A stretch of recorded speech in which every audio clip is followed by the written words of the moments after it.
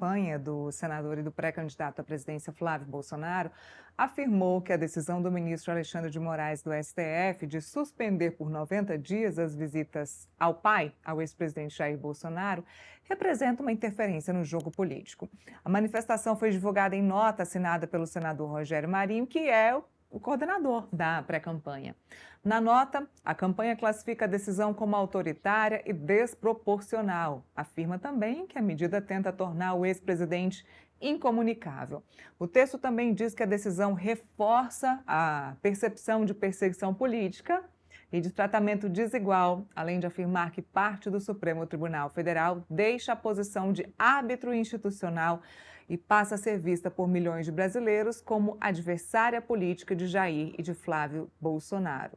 A decisão de Moraes também determina que a defesa de Jair Bolsonaro apresente em 48 horas esclarecimentos sobre a divulgação da carta escrita por Jair Bolsonaro e publicada por Flávio Bolsonaro. 48 horas a partir de ontem, tá, pessoal? A partir do momento, na verdade, que eles recebem essa determinação, eu acredito que seja a partir de ontem. Então, em breve, a gente vai ter essa manifestação da defesa de Jair Bolsonaro sobre esse assunto. Então, tá aí, Rogério Marinho, senador, liderança no Senado e que é responsável pela pré-campanha do Flávio, falando mais uma vez em perseguição política. E aí, mano, eu ouvi vários comentários sobre esse assunto e algumas pessoas disseram o seguinte, inclusive próximas ao Flávio. Parece um desastre, né, essa questão do Flávio ficar distante de Jair Bolsonaro, mas pode ter um lado positivo, que é desamarrar o Flávio do pai e ele tomar aí as suas próprias decisões, viajar mais, ficar um pouco fora aqui de Brasília. E aí houve a especulação de que Flávio ficaria, a partir de agora, mais próximo a São Paulo, fazendo campanha, viajando e mais no QG dele em São Paulo do que em Brasília por conta desse desligamento aí com o Jair Bolsonaro. Então eu ouvi os dois lados, de que seria prejudicial, já que Flávio não tem nenhum conhecimento, nenhuma experiência em grandes campanhas, mano. Vamos levar em conta que o Flávio vem ganhando as eleições, isso aí não precisa ser um gênio para saber que ele vem ganhando as eleições ao longo de todos os anos por conta do espólio e do sobrenome do Jair Bolsonaro. Agora ele vem fazendo uma campanha sozinho. Agora ele vai fazer sozinho mesmo, sem os conselhos de Jair Bolsonaro. A gente pode ver um lado positivo aí nessa determinação do ministro? Olha, Neila, nesse sentido é possível sim, né? Porque, de fato, uma campanha eleitoral, ainda mais do porte de uma campanha à presidência da República, precisa ser capaz de comunicar com as demandas reais da população, para conquistar votos, sobretudo os votos que não estão polarizados, que não são aqueles votos já, digamos assim, pré-determinados por identidade, né? Aquele eleitor que vota independentemente das circunstâncias em um lado ou no outro, porque sente que aquilo é parte da sua identidade como pessoa e como agente político, como eleitor. Para conquistar o voto dessas pessoas que estão fora dessa zona identitária, dessa zona polarizada, é preciso que haja a capacidade de conectar os aspectos da demanda concreta, pragmática desse eleitorado. E isso não se faz simplesmente sendo filho de quem se é.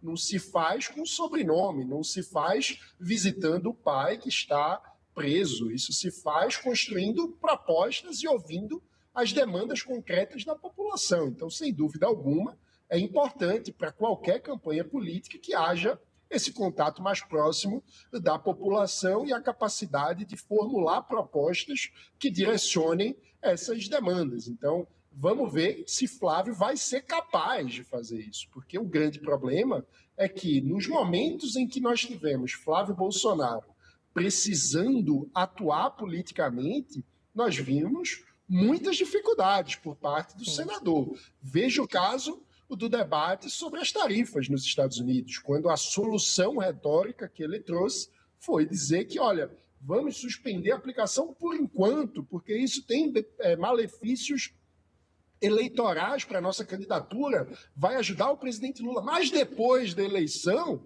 aí você pode voltar a tratar de tarifas, ou seja, é um tipo de decisão, de construção de narrativa política que muitas vezes acaba sendo um tiro no pé. Então, por um lado, é importante que Flávio tente se conectar com a demanda das pessoas, por outro lado, até agora não há indícios de que ele seja capaz de fazer isso com a competência necessária para conquistar votos para além desse público mais fiel ao seu pai. Agora, mano, tem uma questão interessante do bolsonarismo que é a vitimização. Sempre que acontece alguma coisa, desde o 8 de janeiro, desde a reunião, na verdade antes, desde a reunião de Jair Bolsonaro com os embaixadores lá no Palácio da Alvorada, a fatídica reunião com os embaixadores em que supostamente o Jair Bolsonaro estava descredibilizando as urnas eletrônicas, o sistema eleitoral brasileiro, desde então há esse discurso também, essa narrativa, né? Narrativa é a palavra da moda, há essa narrativa de que de vitimização. Então, sempre que o Supremo acaba atacando de uma forma os Bolsonaro, eles usam essa narrativa da vitimização. É, Jair Bolsonaro preso, depois Jair Bolsonaro. Primeiro, Jair Bolsonaro usou a questão da vitimização, e claro, deveria usar mesmo, qualquer um usaria, por conta da questão da facada nas eleições anteriores. E aí isso vem sendo utilizado todo o tempo. Ah, Jair Bolsonaro está fragilizado por conta da facada, já fez não sei quantas cirurgias, vem sendo hospitalizado. E esse subterfúgio vem sendo utilizado ao longo da última campanha e ao longo aí dos últimos meses de Jair Bolsonaro preso também, para que ele possa ir ao hospital, para que ele possa fazer outros exames e até mesmo a justificativa para que ele possa permanecer em prisão domiciliar. Essa narrativa da vitimização pode, de alguma forma, ajudar o Flávio Bolsonaro ou convencer aquelas pessoas de direita, os não bolsonaristas, mas os de direita que estavam em dúvida em votar no Flávio?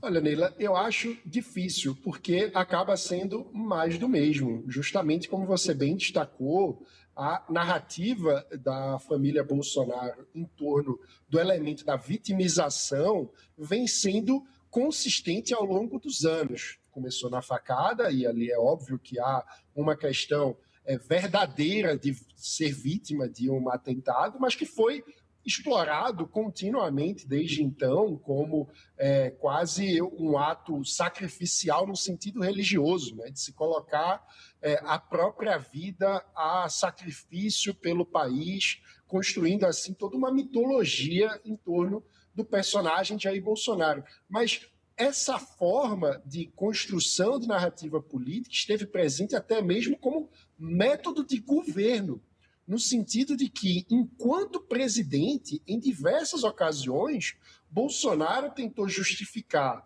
a incapacidade de colocar à frente determinadas agendas de política pública ou que são importantes para os seus públicos prioritários, como se ele fosse uma vítima do Congresso, como se o Congresso fosse o inimigo do povo, que, aliás, é uma retórica que também é usada eventualmente pelo presidente Lula atualmente, mas colocando o Congresso como grande inimigo, enquanto Bolsonaro seria a vítima, alguém que está tentando fazer o melhor para o país, mas não deixam que ele trabalhe. Ele sempre nesse lugar de passividade, né? De alguém que não é capaz de lidar com os grandes vilões que seriam o Congresso num primeiro momento e depois, quando há uma composição política e o Centrão passa a integrar o governo Bolsonaro, tendo indicado, por exemplo, Ciro Nogueira, presidente do PP, para o Ministério da Casa Civil, quando ele vira ali uma espécie quase de primeiro-ministro, fazendo um grande trabalho de articulação política, de distribuição de cargos e recursos, aí o inimigo passa a ser o Poder Judiciário, num contexto em que, em muitas situações, há a atitude de cavar a falta, como se diz no futebol, né? De que você vai para o confronto sabendo que vai ter depois a resposta do outro poder para que você pose como vítima, como injustiçado. Essa tem sido uma narrativa, uma estratégia retórica utilizada ao longo de toda a trajetória de Jair Bolsonaro como líder político, vem sendo agora também utilizada pelo seu filho, e é aquela coisa, tem um impacto, tem um apelo para esse público fiel. Mas para outras parcelas do eleitorado, isso acaba muitas vezes sendo cansativo. O que as pessoas querem é um líder que seja capaz de trazer respostas e não de simplesmente encontrar motivos, desculpas e justificativas para não trazer as respostas que o país precisa efetivamente construir. Então, na forma como eu enxergo hoje a divisão do eleitorado, eu diria que nós temos essa direita mais identitária ou mais ideológica, nós temos uma outra fatia da direita, que é uma direita pragmática, que é uma espécie de eleitor antipetista pragmático. Então, ele vota muito mais entendendo qual é a opção mais forte para enfrentar a opção que ele mais rejeita, que é o presidente Lula e o projeto do PT, do que efetivamente por entusiasmo. Não acho que a vitimização tem efeito sobre esse eleitor. O que tem efeito é o tamanho do piso, que é muito alto, de intenção de voto que Flávio Bolsonaro tem conseguido demonstrar com consistência nas pesquisas eleitorais ao longo dos meses. Então, na prática, como ele tem um piso muito alto, isso acaba exercendo uma espécie de poder gravitacional da intenção de voto, fazendo com que aquele eleitor mais pragmático, que deseja evitar um quarto mandato do presidente Lula, estacione a sua intenção de voto também em Flávio Bolsonaro. Mas aí tem outro fator. Se outras opções forem capazes de articular uma capacidade de crescimento que minimamente mostre a possibilidade de chegar ao segundo turno ou de ser mais competitivo no segundo turno diante do presidente Lula, esse eleitor, que é um antipetista pragmático, pode acabar se movendo com base nas pesquisas eleitorais. Foi algo, por exemplo, que aconteceu na eleição de 2014, quando você tinha Marina Silva bastante com uma votação expressiva nas campanhas eleitorais, mas Aécio Neves foi capaz de atrair o voto do eleitor antipetista pragmático às vésperas da votação, e ele passou para o segundo turno. Depois acabou perdendo, como todos sabemos, para a presidente Dilma. Mas é um comportamento do eleitorado que pode abrir uma janela de oportunidade para uma mudança de cenário na liderança da direita. Mas, ao que tudo indica,